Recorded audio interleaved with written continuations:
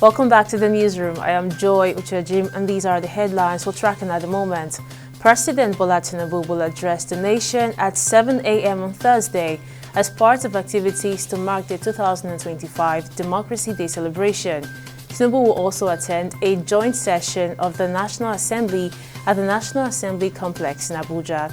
The Inter-Ministerial Committee on Democracy Day says this in a statement on Wednesday.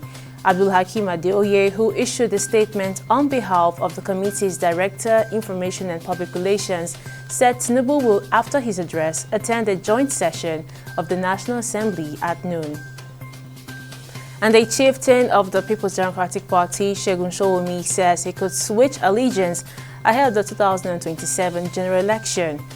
Sowunmi paid President Bola Tinubu a visit at his Lagos home, sparking rumors of his defection to the ruling All Progressives Congress. Sowunmi, who was once spokesperson for the Atiku Abubakar presidential campaign, says there is a very strong possibility he could leave the PDP if the crisis rocking the party persists. And journalists across the country are calling for the immediate release of Nuruddin Adegbenro, a dedicated media professional who has reportedly been arrested and detained by the police over allegations of cyberbullying. The arrest has sparked outrage among press advocates who say it reflects the growing threats faced by journalists who speak truth to power. They are condemning what they describe as bullying and intimidation targeted at members of the press, insisting that every citizen deserves the right to express their views without fear of retribution. And a federal high court in Ikoyi, Lagos State has convicted and sentenced 9 Chinese nationals to 1 year imprisonment each for cyber terrorism and internet fraud.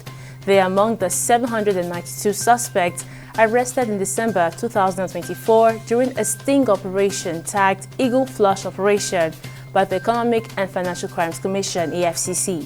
The 9 suspects were subsequently arraigned on 1-count separate charges bordering on cyber terrorism and internet fraud in February 2025.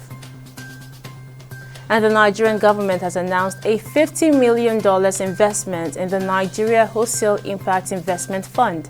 In a post on X, the Ministry of Finance said the investment is to show the government's commitment to fostering sustainable economic growth. The ministry said the initiative is projected to unlock significant financing for micro, small and medium enterprises and generate millions of jobs across priority sectors.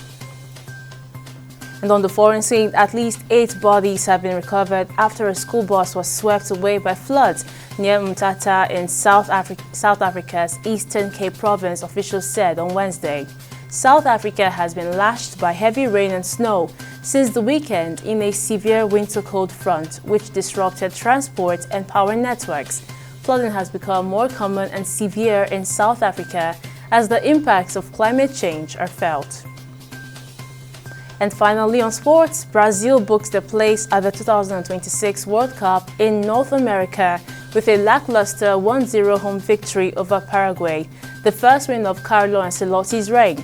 The 5-time world champions punched their ticket to the finals in Canada, the United States and Mexico, thanks to Vinicius Jr. And those are the major stories from our newsroom at the moment. We'll bring you more updates at the top of the hour.